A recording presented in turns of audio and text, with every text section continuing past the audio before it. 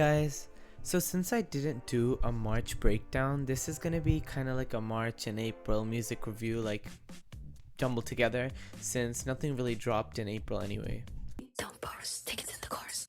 So first we had Ruby by Jennie on March 7th, which I've made a standalone video on, and my opinion has stayed the same, well, mostly.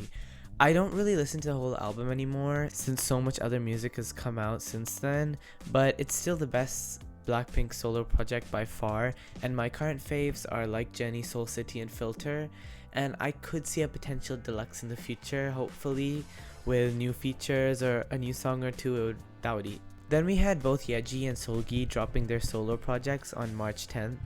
And here I go again. Yeji was my first K-pop bias, and she's still like my favorite idol ever, and I was really excited for her to solo debut, especially with the amazing concept pictures and like the clear vision that they had.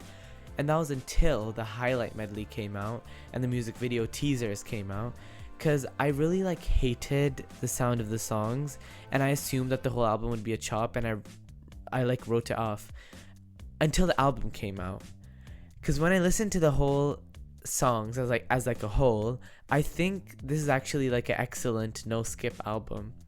The title track Air really grew on me, and it's like a really easy to play fun song that really hasn't aged a day, like even 2 months later. It's really fun, like dancey type of song, and it's perfect for her specifically. Invasion is also a perfectly executed Afrobeat style song, and it like ends like Smart by SSERAFIM and other like shitty attempts like for Afrobeats in the K-pop industry, and her vocals sound amazing on this track.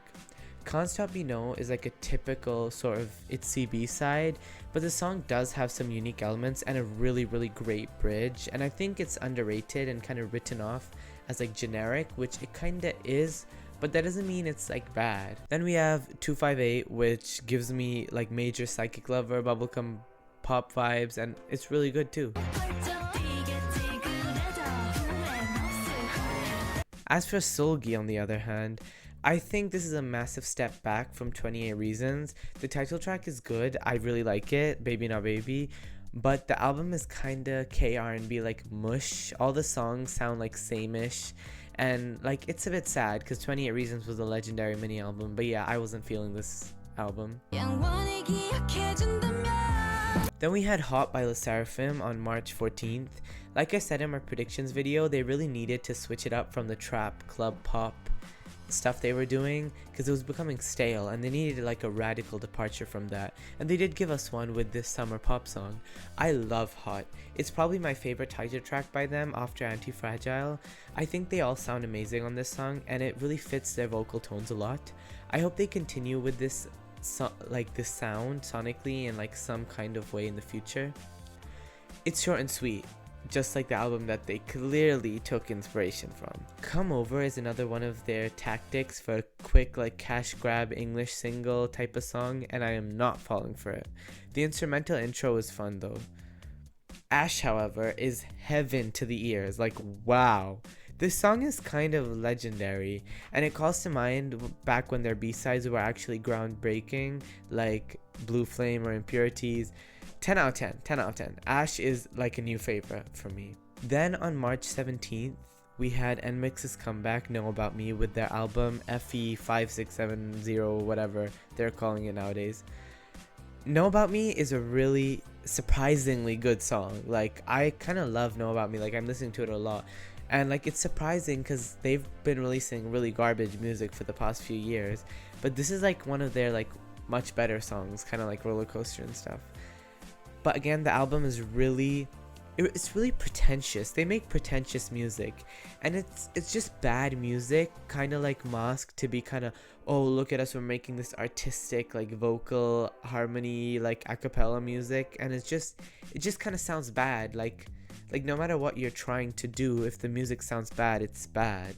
Then on the 18th, StayC came back with their single album S, and while at first I was making fun of how corny and cringe and like ew Baby was, but I kind of like it now. Like I've been listening to it, it's like a fun bop, it's camp, like I'm sorry, the beat is fucking nasty too, but the B-sides suck though. It's really sad what happened to them as a group. No. it's like I'm looking in a mirror. Then on the 28th, Ariana released the Eternal Sunshine Deluxe, which is probably her last project in at least a few years, sadly. But at least this was a solid deluxe, I guess. Warm is my current fave. It's such like a warm song, and it makes you just feel good. I also love Dandelion. It's a really good like dark trappish sort of thank you next-ish kind of song. I love it. And then the other four I listen to on like rotation. But I do feel these songs are kind of starting to age a bit. Like, I would rather listen to The Boy's Mind than some of the tracks on the deluxe, even though that's like a year old.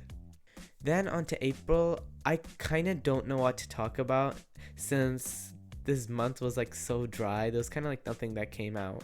Like maybe Pinkpanthress, Tonight by Pinkpanthress was released on 4th April, I think, and it's really good. Like I usually don't listen to her, but this song has been on repeat since it came out. It's really fun. It's long too. She really ate with this, and I can see at least like 3 like K-pop girl groups, I can name them, who would have dupes of this by the end of the year. Then on I think the 14th, SSERAFIM did their typical title track Western artist remix, this time with Jade from Little Mix.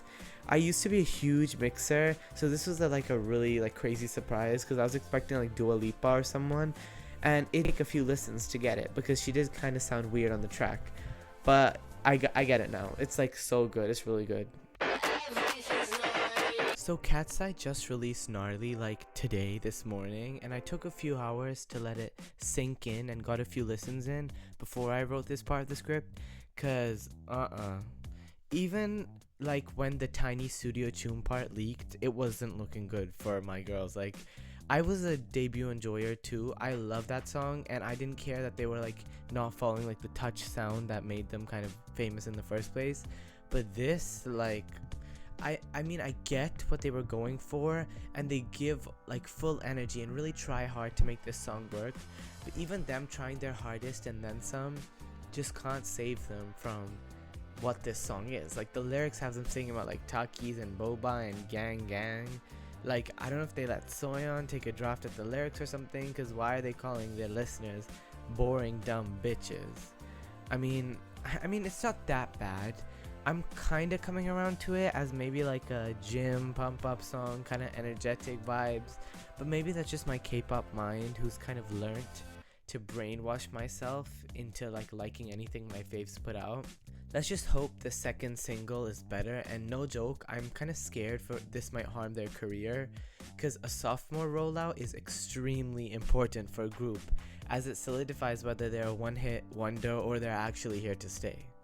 Overall, when it comes to ranking the months, I'd put March as the best month so far, I think, but that's only because like every single group ever came back, and yeah, it's kind of a shoo-in. And funnily enough, April would be the worst month so far because nobody really released anything.